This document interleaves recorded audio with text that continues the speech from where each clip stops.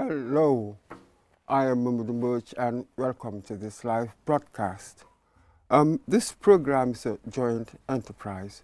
It was spearheaded by the Ministry of Women and Gender, but it's led by the UNFPA, that's the United Nations Population Agency. And you've got UNICEF as well and ITC, the International Trade Center. And I've got their staff. My panel is made of the staff of these organizations, and we're here to have a discussion. First, let me introduce them.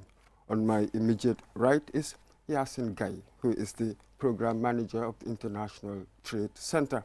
And on her right is Nana Chinboa, who is the deputy resident representative of the UNDP. And on my immediate left, I've got Ndayuru Sarr, who is the country representative of the United Nations Population Agency, the UNFPA. And on her left is Maxime Germain, who is the program manager at UNICEF. Welcome to the program, ladies and gentlemen. Thank you. Thank you. Yes, sir. The discussion today will center largely on gender-based violence. So I suppose where I will begin is that how do you hope to deal with that, this collaboration? How would it help eliminate gender-based violence? Thank you We very will much begin. for having us today, Mamadou. Actually, we came to talk about a very sensitive issue, gender-based violence in the Gambia.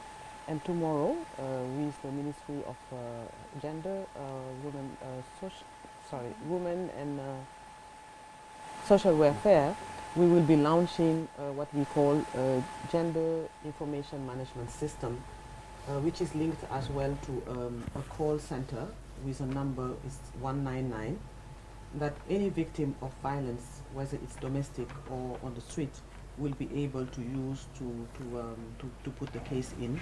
And with the support of all of us, you will be able to get the psychosocial support you need, the medical support you need, and the legal aspect as well. Mr. Maxime? Maxim, Yeah. well, thank you. Thank you for having us here today. It's very nice of you and very important for us also. As was explained, that's what the center is going to do, and it's going to be very beneficial for the whole population because it's going to address one thing that is dearly missing is where you can call, where you can get help in case of gender-based violence, as well as sexual violence, which is a form of gender-based violence, of course. And UNICEF has a big vested interest in that because children are mostly the ones that who are mostly abused in case of sexual violence. So yes, we are all very happy working together and making sure this works well. Of course, we are supporting government to make it happen. Madam Gai, the angle of ITC. Thank you, Mamadou. And just like my colleagues mentioned, I think to add as well, there is data that's also, there's a data gap, especially when it comes to gender-based violence. And with the Gender Information Management System, it's a harmonized mechanism that can ethically and safely collect and analyze this GBV data. So it's going to be not only a report, response, and referral mechanism, but for instance, we'll be able to really analyze and understand as service providers how to really address GBV cases, but also how to ensure that we're able to have a coordinated GBV response, especially an evidence program response to GBV. So I think that's really important that this tool or mechanism can also provide, in addition to really to GBV case management, is that it will support the government with how to address GBV cases ethically and safely in the Gambia. Thank you. Madam? Yeah. Nana? Thank you very much for this platform to join my colleagues here as well. I think for all of us, we are very grateful to government for the partnership and to the UN sister agencies and all the other stakeholders as well with the efforts to address sexual and gender-based violence within the Gambia. The Gender Information Management System, as my colleagues have mentioned, will really address several issues. I'll join Yasmin on dealing with the data gap. the information gap. It's really going to help us understand the prevalence, if it is prevalent within the Gambia. I think during COVID, there was global data on the rise of gender-based violence, sexual and gender-based violence, but a lot of countries didn't have specific information on just how prevalent it is in their countries. So having this system will help the Gambia really understand if it's prevalence, where it is prevalence, and when it's reported within the justice system, how it's dealt with, and if it's dealt with. So it will give us really rich data to see how better we can respond through policies and through support services that will be provided to the survivors. So that's why this system in particular is very important, and that the government is leading the process to provide the support to the Gambia. Absolutely. But I suppose one would wonder, so far, what do we know? And we talk about this, how bad is it? What do we know? We know that with the data, we're now trying to collect data, but there must be some indication of what's going on. Yeah, so internationally, we all know that out of every 3 women you take, one has at least been subjected to violence, either by an intimate partner or by someone on the street. And in the Gambia is no exception. So it's, you know, one out of 3 women would have been subjected to violence. The GIMS started in January, and up to now we've already seen 91 cases. And out of the 91, for example, you have 30 rape cases. And the rape cases are actually disturbing because they mainly concern young girls, sometimes even babies. And the partner's violence, for example, is around 15 to 17 years old. So the teenagers are also seeing that. So, you know, this platform is really going to help us get more refined data, who are the perpetrators, and also what are the kind of violence we are seeing in our society. That's it, and UNICEF, of course, will be concerned perhaps mainly with the children, this very vulnerable group. We also work with women, but our main interest remain the children. And as was mentioned, they are mainly the ones suffering the most in this situation of sexual violence and gender-based violence. So yes, we are very much part of this, and we're happy to support government and the other colleagues in moving forward. Anything to add? Well, my colleagues said it all, but I think in addition to sexual violence and also physical violence, I think one SGBV that's not really mentioned in the forefront is economic violence and coercion, especially when it comes to informal and small-scale cross-border traders, who are mostly, and half of them are women. So this is where the joint program, which is also ITC is leading with UNDP, UNICEF, and IOM, and also contributing to this GMIS platform with UNFPA, supporting the government of the Gambia. We are also addressing these challenges that women, especially cross-border traders, face when it comes to economic coercion and violence. When they're trading, when they're crossing the border. There's forms of harassment that these women face, and I can talk more about that in the further conversation, but this is something that I would like to also put in the forefront, which is not really addressed sometimes. That's it, and of course, Madam Nana, from the UNDP, you work very closely with government in these matters. Can you just give us some information on how the relationship has been going with government? No, I think you're absolutely right. Like our sister agencies, we do work very closely with the government and other stakeholders. We've worked particularly on 2 levels, with policy at the policy level, helping review policies and legislations. Most recently, we worked with the Ministry of Gender and Ministry of Justice to look at the Sexual Offences Act, and also with the National Human Rights Commission to help them develop an anti-sexual harassment policy for the workplace. But this policy is really adaptable to any other workplace. And with UNDP has also really supported enhanced technical capacities for the SGBV unit at the Ministry of Justice. We've also assisted in the development of the SGBV Prosecutions Handbook for the law enforcement and the police, as well as the Ministry of Justice, which is what they use at the police training school and with the Ministry of Justice, because and it's seen in the advocacy support that is provided. It's important for us to help everyone understand the seriousness of SGBV cases, which are often criminal in nature. So there has to be a prosecutorial response to the offenders, and also be able to support the survivors of SGBV. And so in addition to the capacity building, we try to provide support services to the survivors as well. And there's a joint program that is in place to provide mental health, psychosocial support, as well as legal aid to the survivors. And we're also working with the police to develop a model police station. And this police station is supposed to integrate a gender and a child desk. It's through the joint program as well. And the idea is with UNICEF, the idea is that it provides a place for both survivors and witnesses who want to report cases, and for them to feel protected and be comfortable enough to be able to report these issues to the police.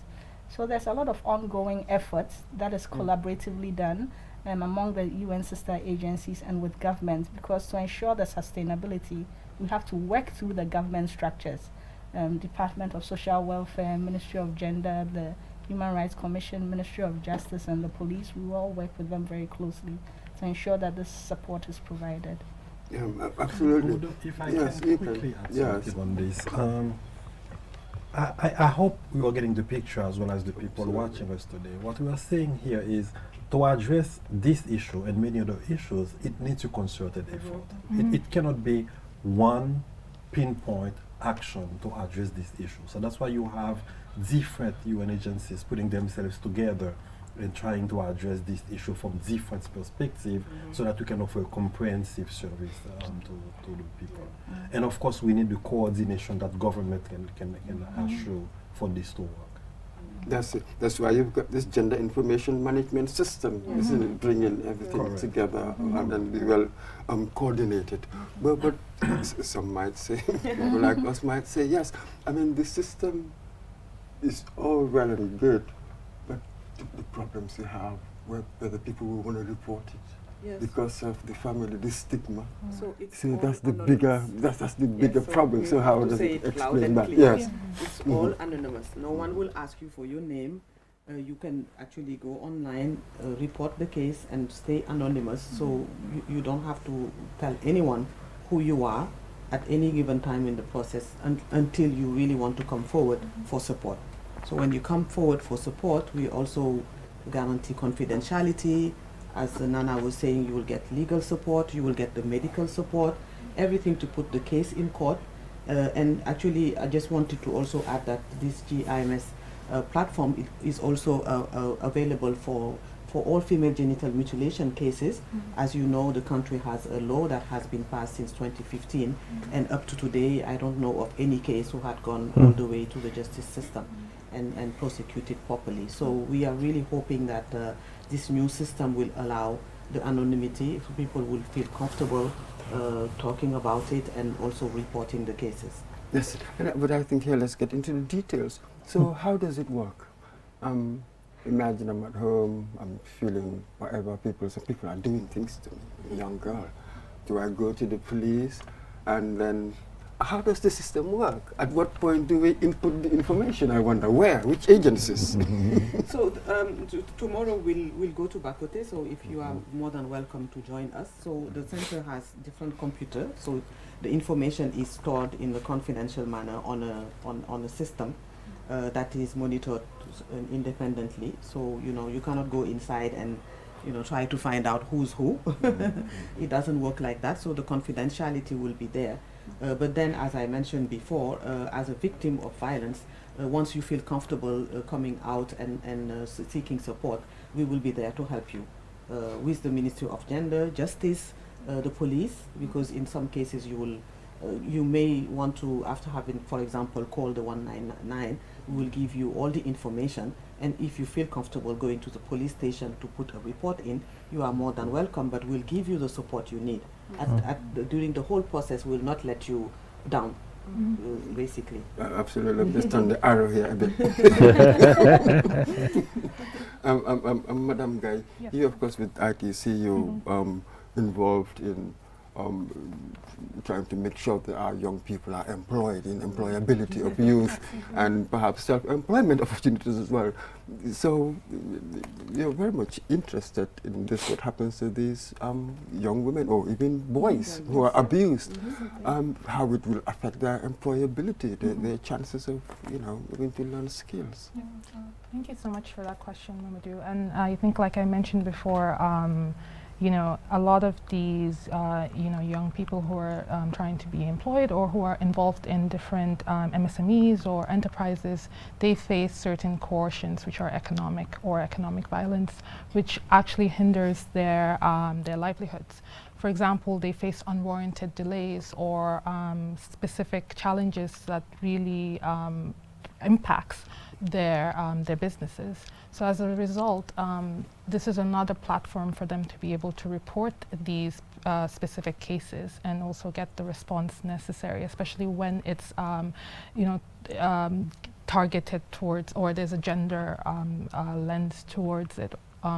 So basically, with the International Trade Center, there's a huge focus on informal and small-scale cross-border trade with the GMIS.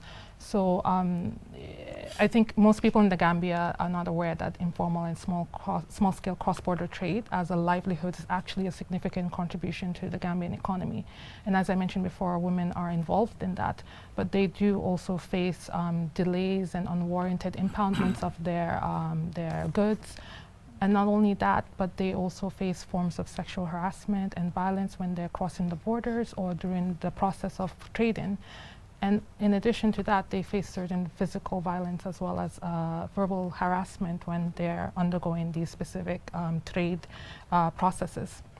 So what we're trying to do with this GMIS, because a lot of these informal cross-border traders are not aware of these referral platforms that are now available. And the 199 platform is also there for them to be able to report these cases.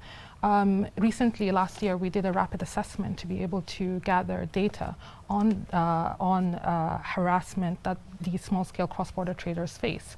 And not only that, but through consultations with partners such as the Gambia Women Chamber of Commerce and also with the Ministry of Gender, we were able to seek consultation or get consultation about or get information from these cross-border traders, but there isn't specific data to support, that they face certain sexual harassment because of the culture.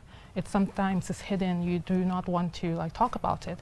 So we want to be able to provide this platform, this mechanism for them to be able to have both a report, response, and referral process that was available for them, but also to provide them that access to information as well on what to do when these specific cases occur.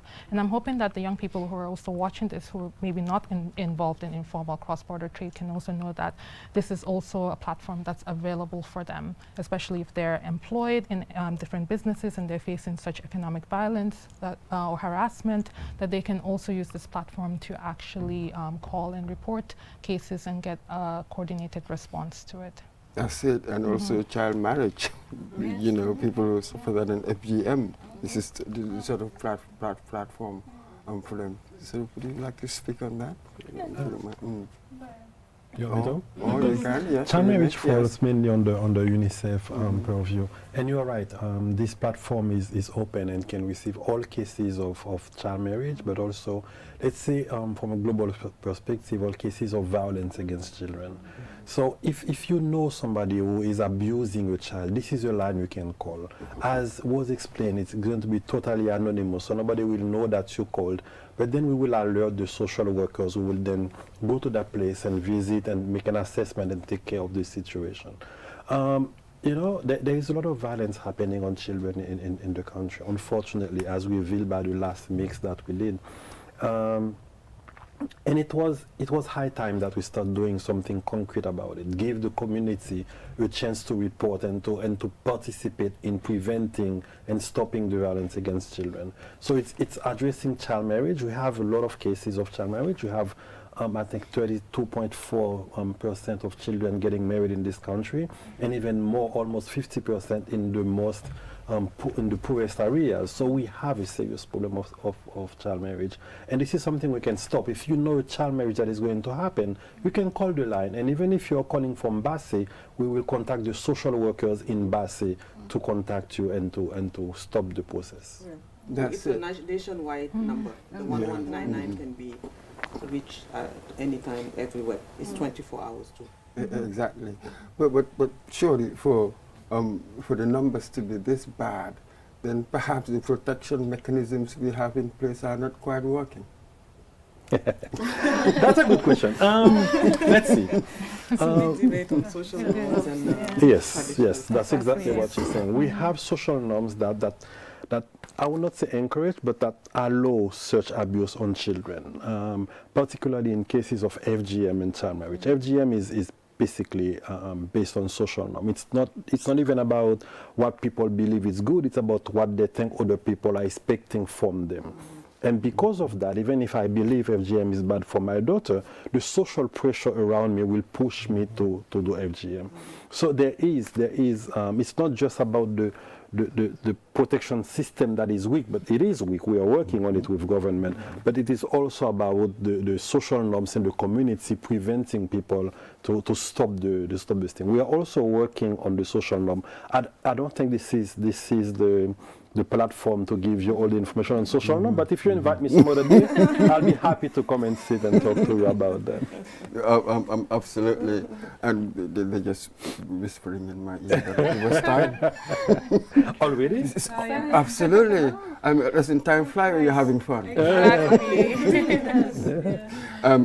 Thank you very much. I'm Yasin Gai from the ITC, the International Trade and Center. And thank you, Nana Chumbua from UNDP, Deputy Resident Representative. And thank you, Ndairu Sarr, the country rep of UNFPA, and Maxime Germain from UNICEF, Program Manager. Welcome. And viewers, until next time, I'm Mamadou Mbodj. Goodbye. Thank you very much. Thank you.